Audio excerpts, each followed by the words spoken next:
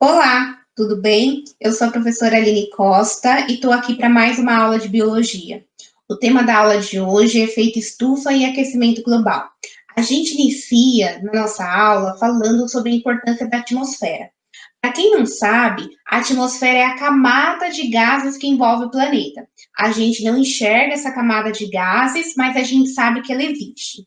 Esses gases que envolvem o planeta, eles são importantes para a manutenção da vida na Terra. Ou seja, vários seres vivos dependem dessa camada de gases. São vários gases importantes, como, por exemplo, o ozônio, que protege a superfície do planeta contra os raios ultravioletas danosos liberados aí pelo Sol. Tá? É importante a gente esclarecer também que esses gases eles devem permanecer na nossa atmosfera de maneira equilibrada, né, respeitando as suas quantidades. E quais são os gases que são encontrados na atmosfera do nosso planeta? É o vapor d'água, o gás carbônico, o gás nitrogênio, o gás ozônio, o gás oxigênio, que é o gás que a gente respira, o metano e entre outros. Tá? Em relação à composição da atmosfera, em média, 78% da atmosfera do nosso planeta é de gás nitrogênio e 21% de gás oxigênio, que é aquele gás que a gente respira. Aquilo que sobra, o 1%, é uma composição de vários outros gases. Mas é importante saber que esses outros gases, o nitrogênio e o gás oxigênio, eles têm que permanecer de maneira equilibrada, ou seja, respeitando as quantidades aí para a manutenção da vida. Mas o homem ele começou a alterar a quantidade de gases atmosféricos. Então, o homem começou a causar aí um desequilíbrio na atmosfera do nosso planeta, colocando na atmosfera mais gases do que o necessário. Como que aconteceu isso? Aconteceu a partir do momento histórico que é a Revolução Industrial. A partir do século XVIII, na Revolução Industrial, o homem ele começou o processo de maquinaria, da alta produção. O que acontece? Para as máquinas funcionarem, a gente tem que oferecer energia para a máquina funcionar, tá? E como que a gente oferece energia? Como que a gente oferece energia elétrica para essa máquina funcionar? Da onde que vem energia para ser transformada em energia elétrica, tá? Pela queima de combustíveis fósseis, né? O carvão, em especial aí o carvão e o petróleo. Aqui no Brasil, a gente tem bastante a ideia de que a energia elétrica, ela vem aí da energia, da força das águas, né? Da energia hidrelétrica. Porém, nem todos os países do mundo têm uma bacia hidrográfica como o Brasil, tá? Então, a maioria dos países, a energia elétrica, ela é produzida a partir da queima do carvão e da queima do petróleo. Isso não é algo comum ou frequente no nosso país, apenas acontece algumas vezes. Por exemplo, quando você tem épocas de pouca disponibilidade de chuva, na nossa conta de luz vem a bandeira vermelha. A bandeira vermelha significa que, além da energia provinda das hidrelétricas, também está queimando carvão, né, nas usinas termoelétricas e petróleo. Então, a partir da Revolução Industrial, houve esse aumento da queima aí de petróleo e de carvão para oferecer energia às máquinas. E tem um problema. Quando você começa a queimar esses combustíveis fósseis, você começa a lançar gases poluentes na atmosfera. Então, na imagem aí, a gente percebe a ideia de como que esse lançamento de gases, ele pode modificar a atmosfera. Tá? Então, uma imagem aqui da Revolução Industrial, e a gente percebe aqui na imagem ao lado que esses gases que são lançados, esses poluentes, eles acabam aí compondo a atmosfera do planeta, alterando a atmosfera. Então, a partir da Revolução Industrial, começou a ter um lançamento de gases de forma excessiva na atmosfera. Tá?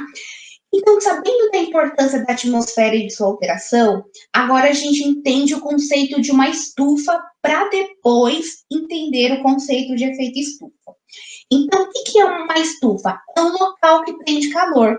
A gente trazer para o nosso dia a dia, eu apresento para vocês uma estufa de salgado, né? Quando a gente vê uma estufa de salgado, geralmente em restaurante, em padaria, ela não é um local que esquenta o salgado, então não é ela que frita a coxinha, que assa a esfirra, né? Na verdade, é um local que mantém esse alimento aquecido, tá? Então, a estufa, ela acaba ajudando a prender o calor que é liberado, né, a partir desse alimento, já que ele foi aquecido, que ele foi frito e assado. Então, a estufa, ela não aquece, ela apenas mantém o salgado aquecido. Então, a estufa é um local que ajuda a aprender a conservar o calor, tá?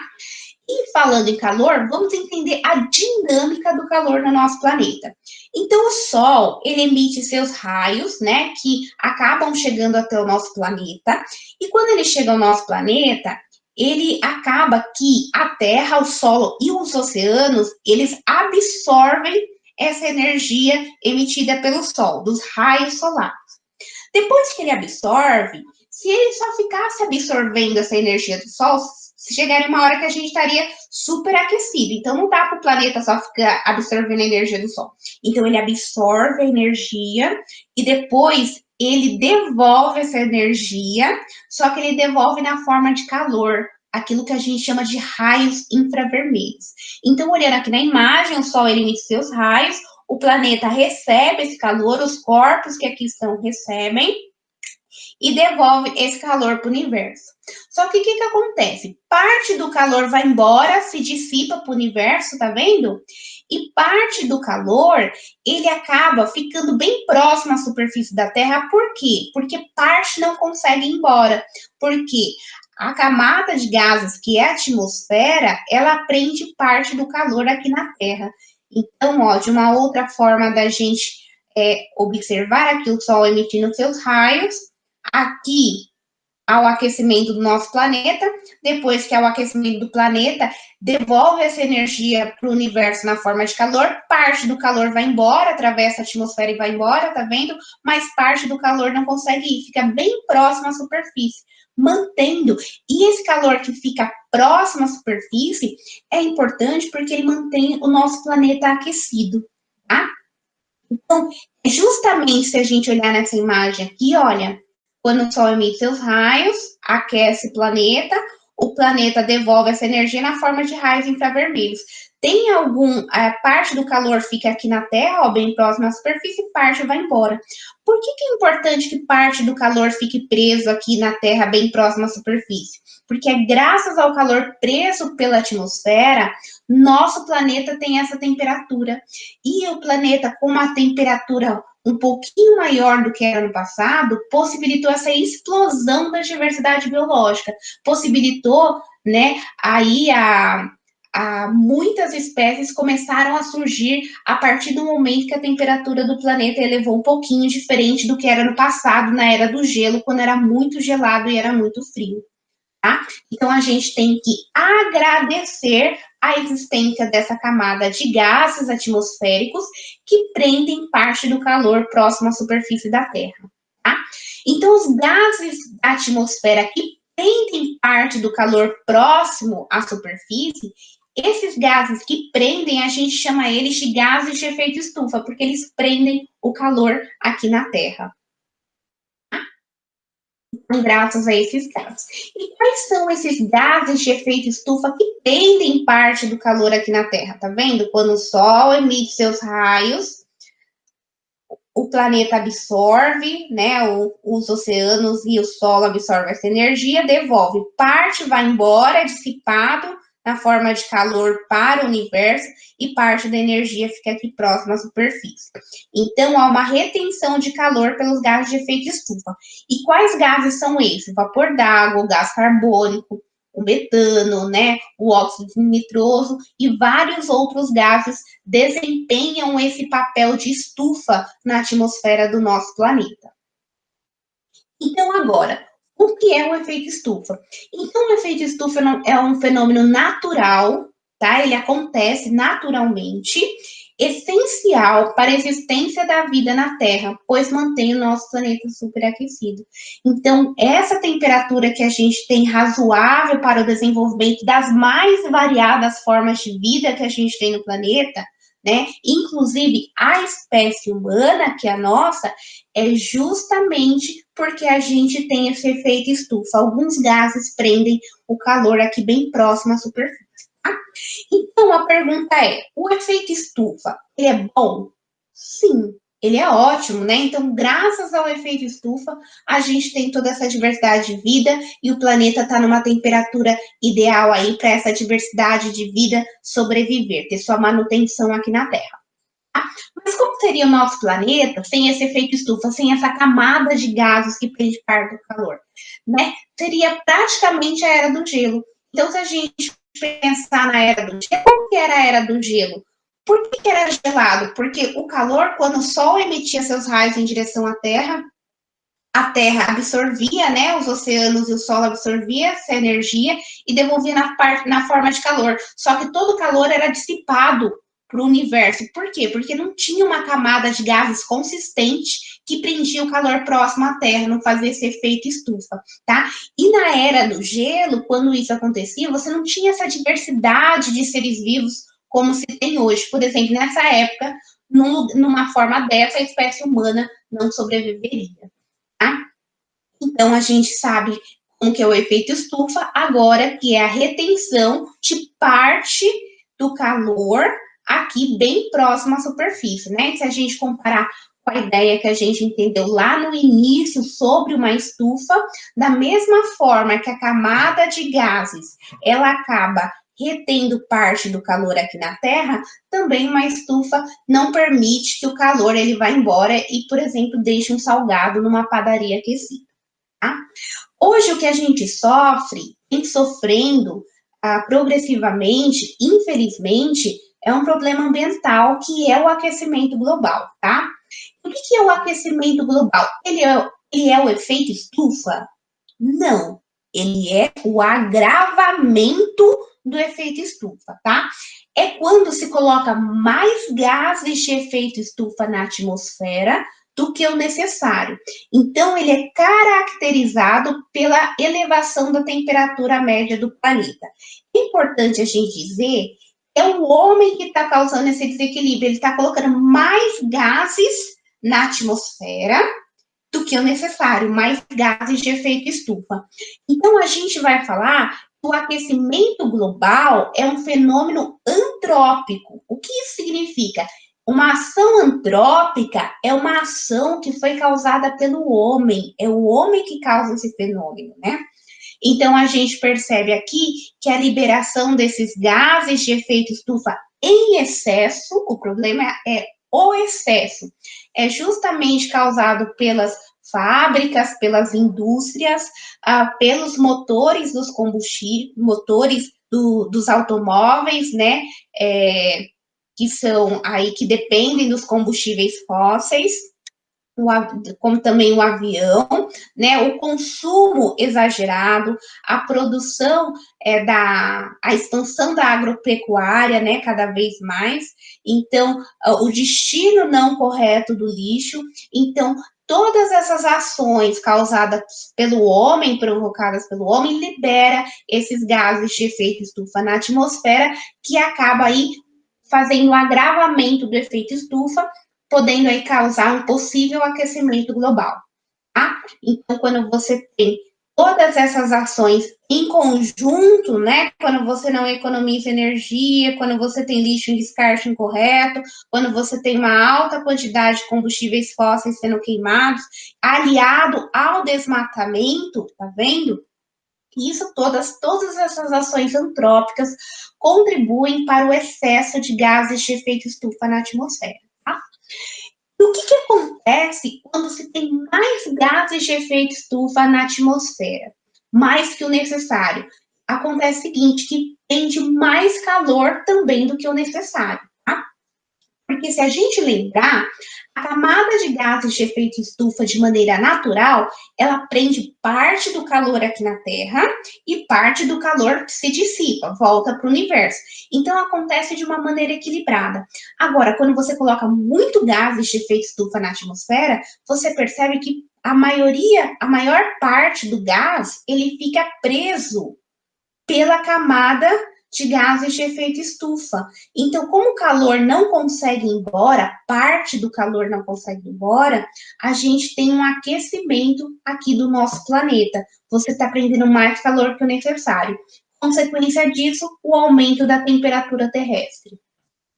Então, num estado normal, que é o estado de efeito estufa, o fenômeno natural, o calor recebido, a energia recebida no Sol e devolvida para o universo na forma de calor, parte do calor vai embora, tá vendo? Parte do calor vai embora, atravessa a camada do gás de efeito estufa, vai embora, mas parte fica presa bem próxima à superfície da Terra.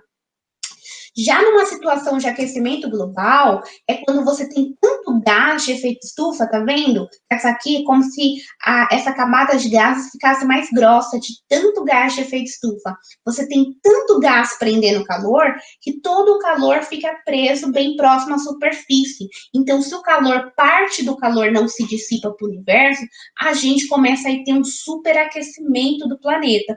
Por isso, aquecimento global, né? Então, um aquecimento, ou seja, numa temperatura maior do que o necessário para a nossa vida.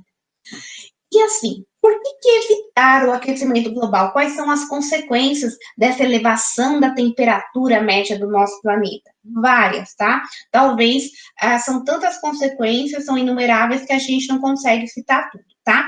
Mas, para exemplificar, a gente tem aí tendo um processo de desertificação em várias regiões do nosso planeta, ou seja, acelerando o processo de desertificação, pode causar, já está causando, na verdade, alterações climáticas em todo o planeta. Você vê que a gente já tem essa dificuldade de entender as estações do ano, nem sempre elas,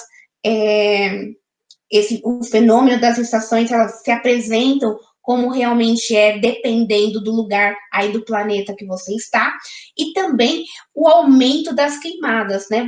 O aumento da temperatura no planeta propicia que ainda mais queimadas. A gente tem um episódio recente aí que foi da Austrália, que a gente teve uma alta perda de diversidade, teve um aumento das doenças respiratórias, justamente pelas queimadas. Quanto maior a temperatura do planeta, mais difícil de combater esse fenômeno, tá? E eu lembro para vocês também que uma das questões que a gente já está vivendo o aquecimento global foi a crise hídrica da região metropolitana de São Paulo, que aconteceu em 2013. Não sei a idade de vocês, mas como é um fato, entre aspas, aí recente, é válido perguntar para os nossos familiares e para os nossos pais sobre essa crise hídrica. Foi uma época que os sistemas de abastecimento de água, eles começaram, os reservatórios, eles acabaram tendo a capacidade bem diminuída, de forma a faltar água dentro de casa. Faltando água, teve a maior propensão de doenças, né? Então, isso foi um fato que aconteceu. Então, por exemplo, eu lembro que na minha casa teve um dia que ficou 3 dias sem água, né? Então, cada vez mais teve a dificuldade da gente ter água. Justamente por quê? Porque não chovia, né? Então, uma alteração climática aí, mostrando que a gente já está sofrendo o aquecimento global. Por que também evitar o aquecimento global? Pensa comigo. O que acontece quando se coloca uma pedra de gelo em um copo com água? O que acontece com a pedra de gelo? Ela boia, tudo bem? Então, como ela boia, eu pergunto agora para vocês: o que acontece com o nível da água depois que esse gelo derrete? Se a gente pensar que quando, num copo d'água, o gelo derrete, o nível da água sobe, a gente pode pensar nessa analogia para entender também na questão ambiental em relação aos oceanos, tá? Então, as geleiras e os icebergs, na verdade, eles são grandes pedras de gelo que estão boiando no oceano. E se essas geleiras, né, essas grandes pedras de gelo, elas acabarem derretendo, o que que acontece? O nível dos oceanos vai subir, né? Então vai ter uma elevação nos níveis do oceano.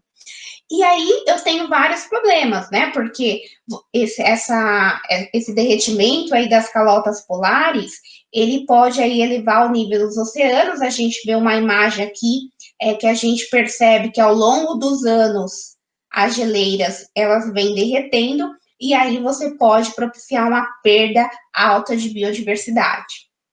Nessa imagem aqui, você pode perceber que ao longo dos anos, uma imagem satélite mostra as geleiras se alterando, diminuindo, provavelmente porque pelo aumento da temperatura média do planeta, tá? É importante a gente pensar também que existem algumas teorias hoje que falam que o nosso planeta ele já sofreu várias quedas de temperatura e também já aumentou a temperatura nas várias eras geológicas que a gente teve, tá? Isso é normal, isso é um processo natural. A diferença é que o aquecimento global é que a gente está acelerando, né, acelerando essas mudanças climáticas aí no nosso planeta, né? Então, praticamente, a gente está fazendo com que o nosso planeta, ele acaba virando, né, um sorvete aí, ele comece a derreter de tanto calor que a gente está aprendendo aqui na superfície, né? Então, a gente não pode imaginar, simplesmente, a gente sabe que toda causa tem uma consequência, né? Então, a gente está lançando tantos gases aí de efeito estufa, tantos poluentes na atmosfera, que não dá para a gente pensar que fazer isso não vai acontecer nada, né? Tem as suas consequências. Uma questão também que a gente pode pensar, que se fala bastante, é em relação se derreter, né, se houver aí o aumento cada vez mais já existente da temperatura média do planeta, o nível dos oceanos sobe. E quando o nível dos oceanos sobe, várias cidades que estão em regiões litorâneas podem sofrer com esse aquecimento global, né, com a elevação do nível dos oceanos. Aí você pode pensar assim, ué, mas eu tenho um carro, eu consigo, né? Tem ônibus, hoje tem avião. Então, eu consigo sair de uma cidade, região litorânea para ir para uma cidade, região de serra. Posso, tá?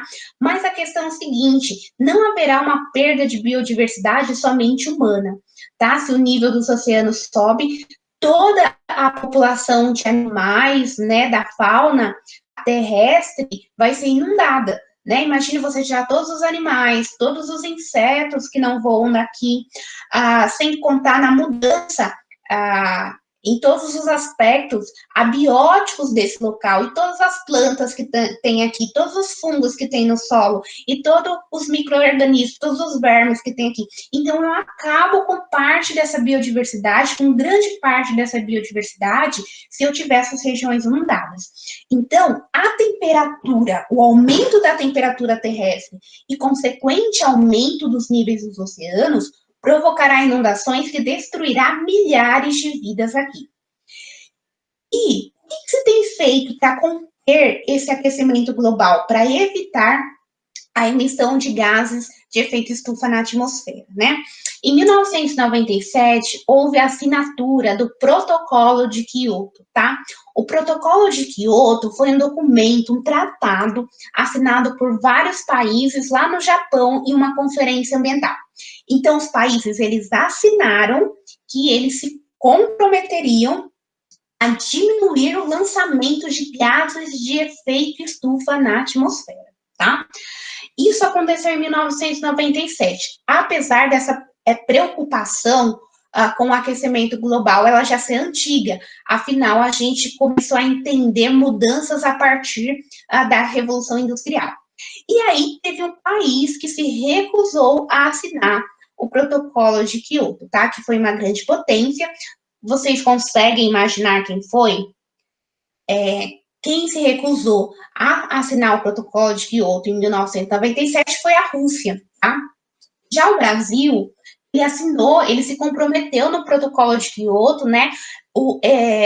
o Fernando Henrique Cardoso, que era o então presidente da época, ele assinou o protocolo de Kyoto representando nosso país. Então, Fernando Henrique, além, né, do Plano Real, né, uma das outras coisas legais que ele proporcionou para o desenvolvimento do nosso país foi justamente a assinatura aí do protocolo de Kyoto. Tá? Sempre existiu um debate sobre o desenvolvimento econômico versus o cuidado com o meio ambiente. Porque quando você pensa no protocolo de Kyoto, você significa que você vai queimar menos petróleo, você vai queimar menos carvão. Isso será que não pode afetar o desenvolvimento do país, já que um país ele sempre pensa em se desenvolver cada vez mais? Esse debate ele sempre existiu, tá? Mas o destaque que a gente tem sobre esse debate é a Marina Silva. A Marina Silva, ela foi ex-ministra do Meio Ambiente, ela ganhou destaque em todo o mundo por suas ações que ela realizou dentro do Ministério do Meio Ambiente, inclusive relacionadas à ideia de você diminuir a emissão de gases de efeito estufa. A Marina Silva, ela acabou trazendo para nós o conceito de sustentabilidade.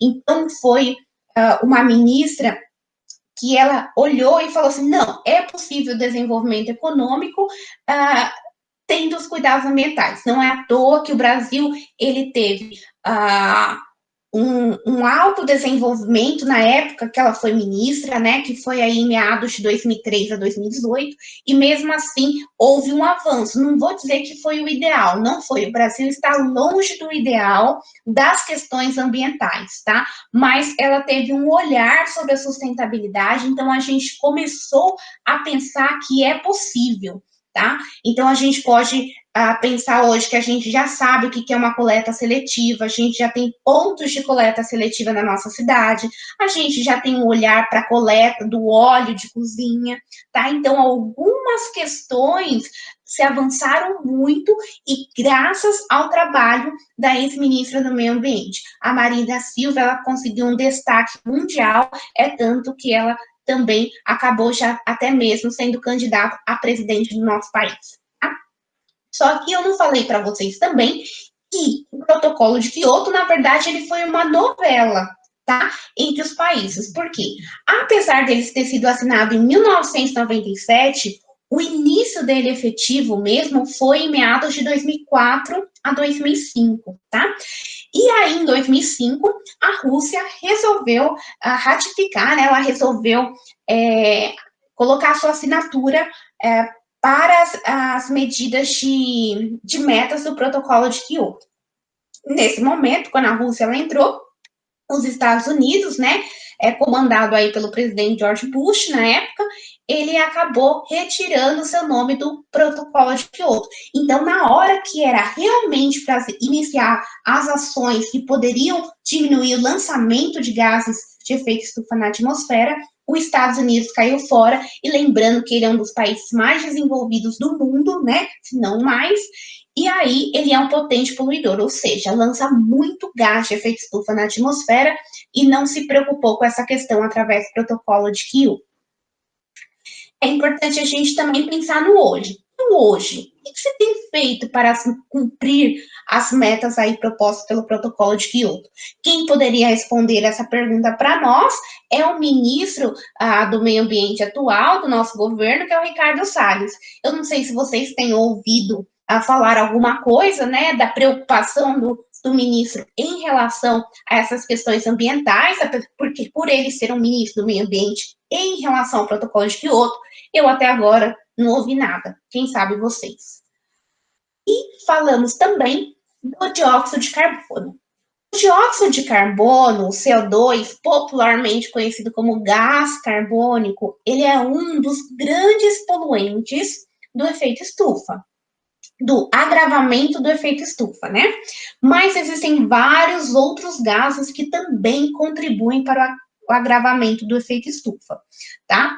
O CO2, ele é apenas um deles, tá? Por que a gente fala bastante do CO2? Porque o CO2, toda queima vai gerar gás carbônico, tá? Então, os motores, os automóveis, né?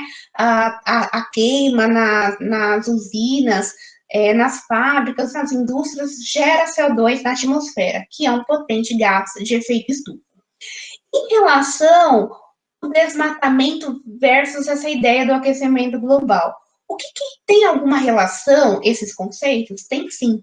Se a gente lembrar da ideia da fotossíntese, que é aquele processo que as algas, as plantas e algumas bactérias realizam para produzir o seu próprio alimento, o que elas precisam, além da luz solar?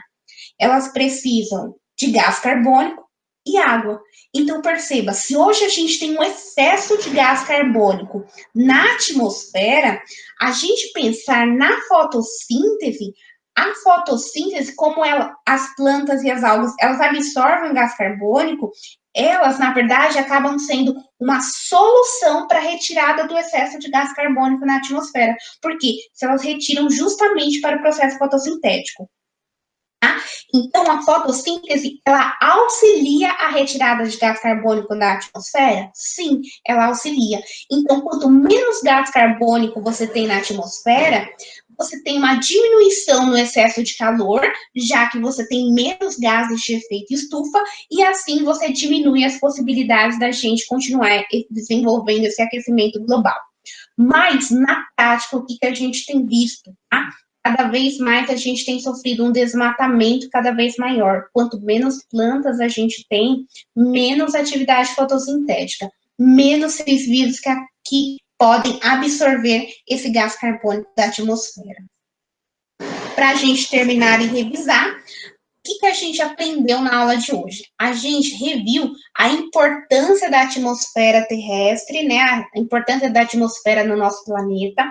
A gente entendeu como que é a dinâmica da energia e do calor aqui. Compreendeu o que é o efeito estufa e a importância desse fenômeno natural para a vida.